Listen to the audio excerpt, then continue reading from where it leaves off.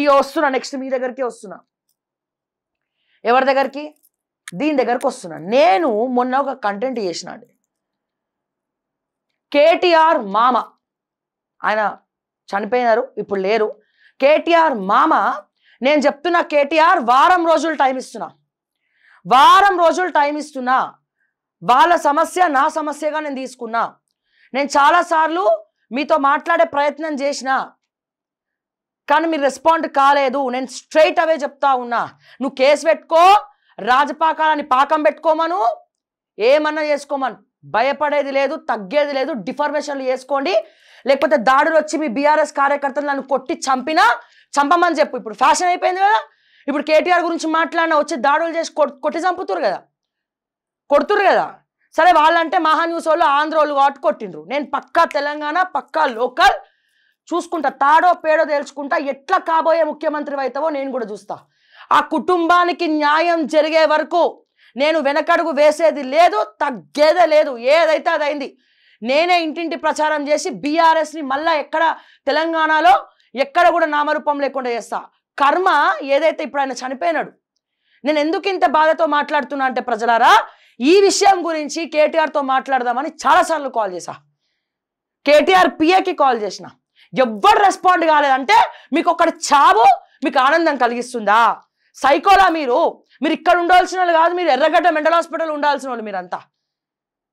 నీ వల్ల, నీ కుటుంబం వల్ల, నీ మామ కుటుంబం వల్ల, మీ భార్య కుటుంబం వల్ల డయాలసిస్ తోటి ఒకటి చచ్చిపోతే పోనంటారు మీరు.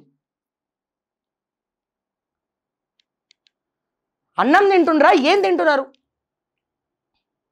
2 కోట్లు లేవా మీ దగ్గర?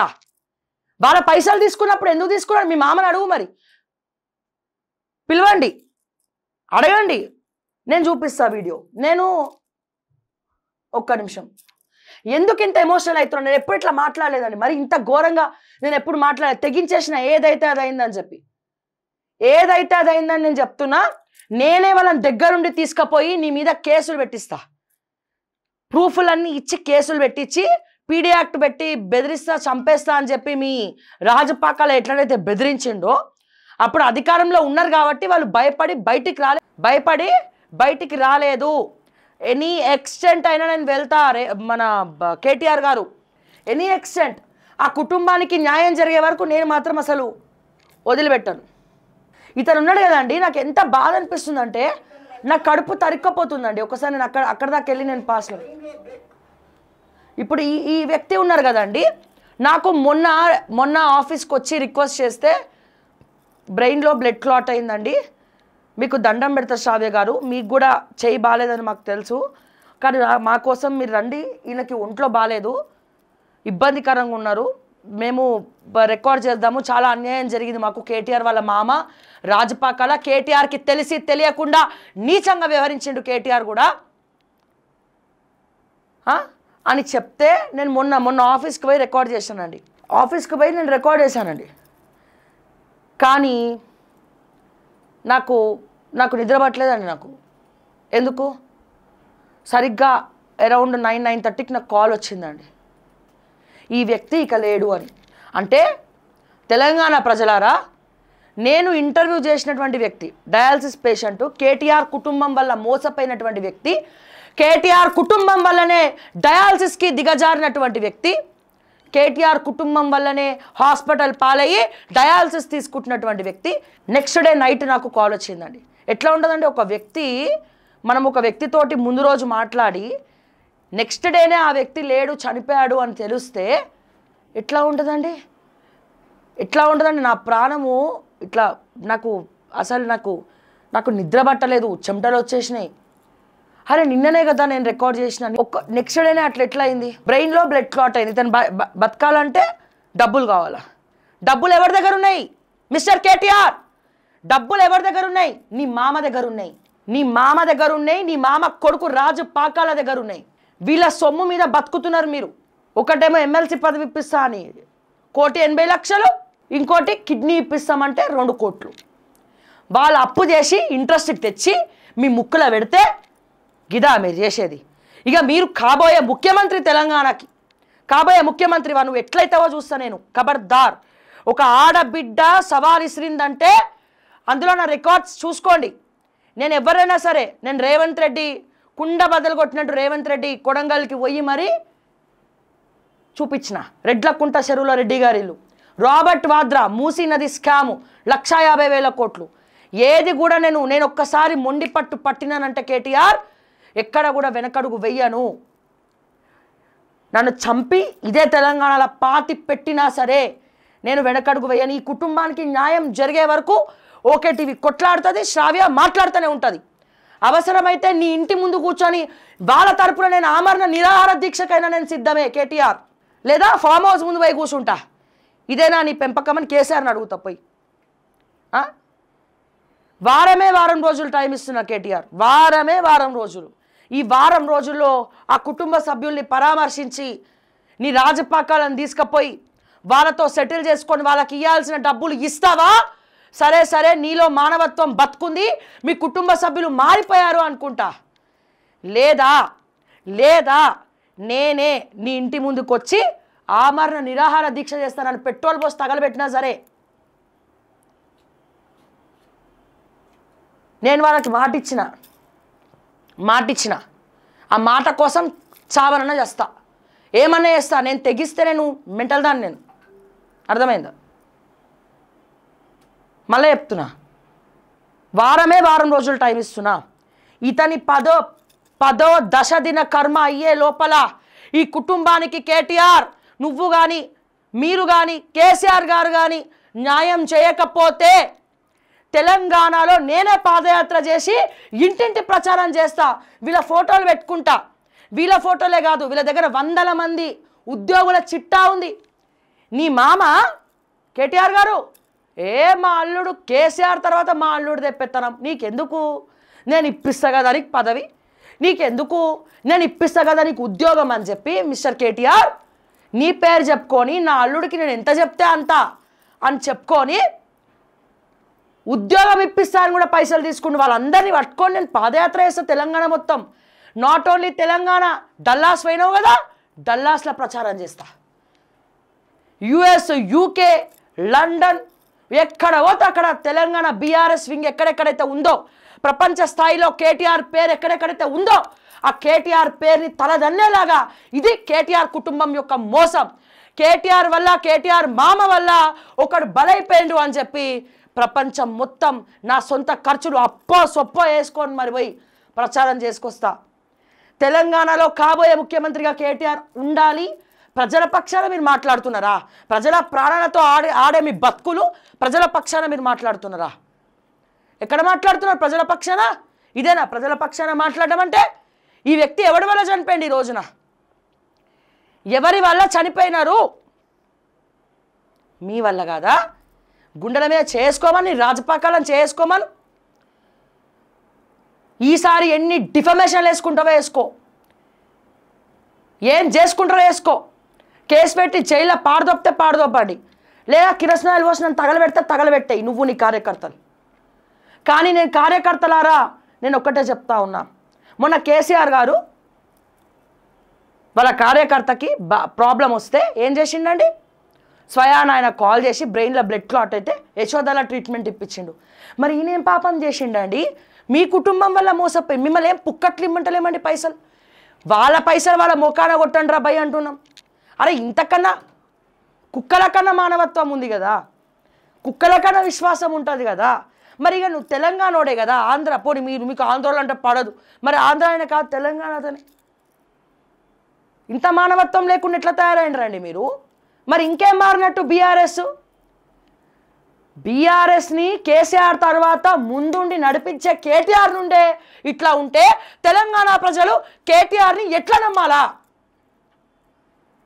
కేటీఆర్ని ఎట్లా నమ్మాలి తెలంగాణ ప్రజలు? ఎట్లా నమ్మాలి? ఫ్యూచర్ ఆఫ్ తెలంగాణ కేటీఆర్ ఎట్లయితాడు? నేనేమంటున్నా అదే నేను చెప్తున్నా. దశదిన కర్మ లోపల ఈ కుటుంబాన్ని పరామర్శిస్తారో, ఫోన్లు చేసి పిలిపించుకుంటారో. మీరు ఎట్లాగో పోరు కదా, ఎవరైనా చనిపోతే వాళ్ళనే మీరు పిలిపించుకుంటారు. అదే మీరు చేసిన మహాపాపం. లాస్ట్ టైం ప్రగతి భవన్లో ఒక ఆడపిల్ల ఆత్మహత్య చేసుకుంటే వాళ్ళ అమ్మని మీరు ప్రగతి భవన్కి పిలిపించుకొని మాట్లాడినరు. సృష్టిలో ఎవడన్నా పిలిపించుకొని మాట్లాడతారా? ఇవన్నీ కొద్ది పద్ధతులు ఉంటాయి.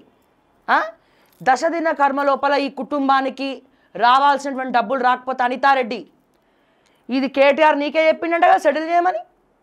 ప్రభాకర్ రావు నువ్వు ఎక్కడెక్కడ కబ్జాలు పెట్టినవో అన్నీ ఎరకనే.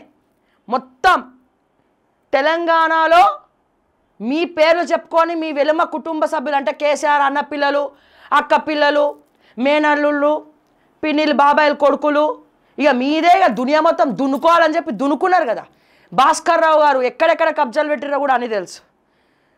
మీ భాస్కర్ రావుని అడగండి ఇందులో వాస్తవం ఉందా లేదా చెప్తాడు. మీ అమ్మ శోభమ్మకు కూడా తెలుసట దీని గురించి. ఎక్కడెక్కడ కబ్జాలు చేసిండ్రో అన్ని తీస్తాం బిడ్డ బయటికి. తెలంగాణలో ఎట్లా కేసీఆర్ మీద ప్రేమతోనే ఇంకో 10 రోజులు టైం ఇస్తున్నాం. కేసీఆర్ మీద గౌరవంతోనే ఇంకో 10 రోజులు టైం ఇస్తున్నాం దశదిన కర్మ వరకు. లేదు కాదు ఏం లేదు ఏం బిక్కుంటారో పిక్కోండి అంటే నేను ఒక్కదాని చాలు మీకు సమాధానం చెప్పడానికి ఎవరు అవసరం లే. అర్థమైందా? నేనేమంటున్నా, నేను న్యాయం కోసం కొట్లాడుతున్నా, ఈ కుటుంబం భవిష్యత్తు కోసం కొట్లాడుతున్నా, మా తెలంగాణ ప్రజల కోసం కొట్లాడుతున్నా. నేను చేసే ఫైట్లో న్యాయం ఉంటే ఆ దైవమే నన్ను కాపాడుతుంది, లేకపోతే ఇదే తెలంగాణలో భూస్థాపితం చేస్తుంది. నా ధైర్యం ధర్మం ఇది గుర్తుపెట్టుకోండి. వీళ్ళకి గనక 10 రోజుల్లో మీరు గనక చేయాల్సింది చేయకపోతే కేటీఆర్ గారు రాజపాకాలను పంపిస్తావో లేకపోతే మీ భార్యను పంపిస్తారో ఎవరిని పంపిస్తారో మాకు అనవసరం. వీళ్ళకి రావాల్సినటువంటి డబ్బులు వీళ్ళకి వస్తే ఈ కుటుంబ సభ్యులు ముందు బతకనికని వస్తాయి. లేకపోతే మాత్రం తస్మాత్ జాగ్రత్త. నేను చెప్పిందే చేస్తా, చేసేదే చెప్తా. అండ్ వీడియో కూడా మేము రిలీజ్ చేయడం జరిగింది. ఒక ప్రూఫ్ చూపిస్తాను నీకు. ప్రూఫ్ ఏంది గీఫ్ ఏంది అని మాట్లాడద్దు దయచేసి. ఇందులో ఈ వీడియోలో కేటీఆర్ వాళ్ళ మామకి డబ్బులు వేయడానికి డబ్బులు ఏవైతే డబ్బులు ఇస్తున్నప్పుడు వీళ్ళకి తెలియకుండా వీడియో తీసిండు. చూపిద్దాం, క్లియర్గా చూపిస్తా వాళ్ళ మామగారి ఫోటో మీకు ఇప్పుడు. ఫేస్ ఇగో ఈ బ్లూ ఈ షర్ట్.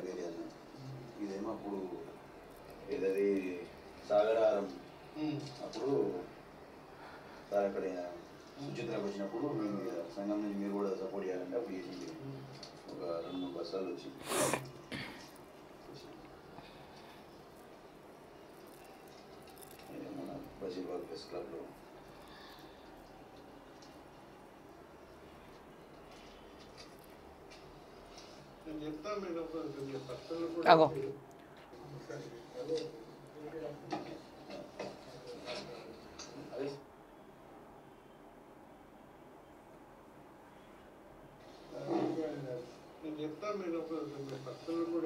ఇగో వీళ్ళ మామ కేటీఆర్ వాళ్ళ మన మామగారు. ఓకే,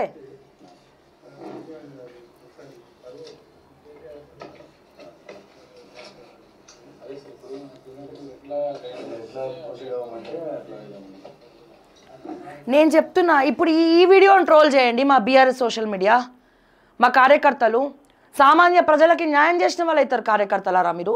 బీఆర్ఎస్ కార్యకర్తలకు చెప్తున్నా. నేను కూడా ఇప్పుడు కాంగ్రెస్ 6 గ్యారెంటీలు ఫెయిల్ అవ్వడంతో చాలాసార్లు అరే బీఆర్ఎస్ గ్రాఫ్ పెరుగుతుంది అనుకున్నా. కానీ ఇంకా ఏంది మారకపోతే ఇంకా ఇట్లనే ఉంటే ఎట్లా బీఆర్ఎస్ ముందరికి వెళ్తుంది? నేనే రేపటి రోజున అడ్డపూలు వేస్తా. నేను తలుచుకుంటే ఎవరైనా తలుచుకుంటే ఏమైనా చేయగలుగుతారు. మొండితనం ధైర్యం ఒక్కటే ఆయుధాలు ఉండాలా. నాకు ఆ 2 పుష్కలంగా ఉన్నాయి. ఇప్పుడు చేయండి. కేసీఆర్కి వెళ్ళే వరకు ఈ వీడియోని షేర్ చేయండి. ఆ కుటుంబం అన్యాయం అయిపోయింది. బీఆర్ఎస్ కార్యకర్తలారా లేకపోతే మీరు చందాలు వేసుకోనన్నా ఆ కుటుంబానికి పైసలు ఇవ్వండి. కేటీఆర్ వాళ్ళ మామ ఎగ్గొట్టిన పైసలు, రాజపాకాల ఎగ్గొట్టిన పైసలు. కార్యకర్తలారా మీరు అంటున్నారు కదా ఏదున్నా మేము తోడుకుంటామని. మరి వాళ్ళ దగ్గర పైసలు లేవు. కేటీఆర్ బికారి, కేసీఆర్ బికారి. ₹1 లేదు వాళ్ళ దగ్గర. పార్టీ ఫండ్ కూడా నెలకి ఫిక్స్డ్ డిపాజిట్ 1000 కోట్లు వస్తలేవు, పైసలు వస్తలేవు. వీళ్ళకి పైసలు లేవు కదా. ₹1 కాడ పీస్నాస్ లెక్కలు చేస్తున్నారు కదా. వీళ్ళ డబ్బులు వీళ్ళ తీసుకొని ఇస్తలేరు కదా. మరి ఆ కుటుంబానికి కార్యకర్తలన్నా చందాలు వేసుకోండి, చందాలు వేసుకొని సహాయం చేయండి. మీరు నిలబడండి. మీ బీఆర్ఎస్ పార్టీ వర్కింగ్ ప్రెసిడెంట్ కుటుంబము మోసం చేసింది కాబట్టి కార్యకర్తలు నిలబడండి. అప్పుడు నేనేం మాట్లాడా దీని గురించి. ఈ కుటుంబం చనిపోయినాడు. ఆయన చనిపోయినాడు. ఎవరు? లింగం అనే వ్యక్తి చనిపోయినాడు. వాళ్ళ కుటుంబంకి న్యాయం చేయడం కోసం నేను పోరాడుతున్నా. వాళ్ళ డబ్బులు వాళ్ళకి ఇమ్మని చెప్తున్నా. మీరు చందాలు వేసుకొని ఇవ్వండి.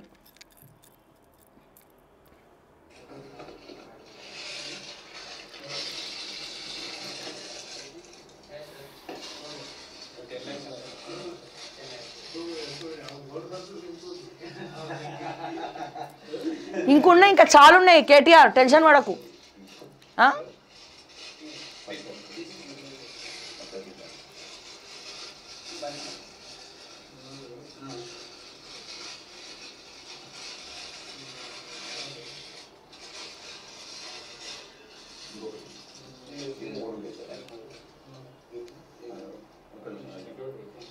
అగో లెక్క పెట్టండి.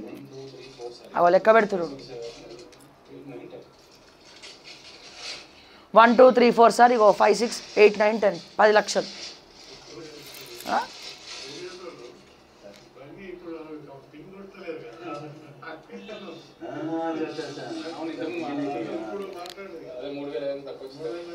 ₹1 ఇమ్మంటేనే ఎవడియ్యాడు. వీళ్ళు ఎట్లా నమ్మిండ్రో నాకు అర్థం కావట్లే. అది చాక్లెట్ అనుకోరు. వీళ్ళది కూడా తప్పే. కేటీఆర్ వాళ్ళ మామని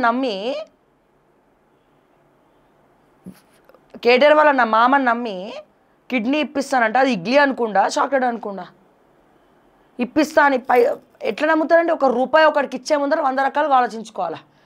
మోసపోయిన వీళ్ళు కూడా. ఈయన ఏమైనా సూపర్ స్టార్ రజనీకాంత్ ఎమ్మెల్సీ పదవి రానికి? వాళ్ళని కూడా అన్నా నేను ఎట్లు ఇచ్చినారని.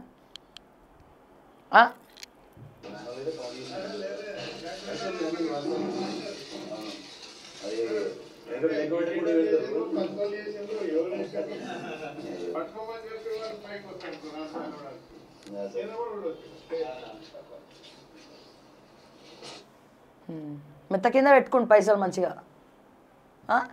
ఇది ప్రజలారా పరిస్థితి. ఇట్లా ఉంది. ఏం చేద్దాము ఇప్పుడు? ఈ వ్యక్తి ఎవరైతే నేను ఒక్క రోజుల జస్ట్ విత్ ఇన్ 24 hours నేను వీడియో రికార్డ్ చేసిన నెక్స్ట్ డే నైటీన కాలం చేయడం జరిగింది. అంటే ఎంత బాధ ఉంటుందో మీరు అర్థం చేసుకోండి.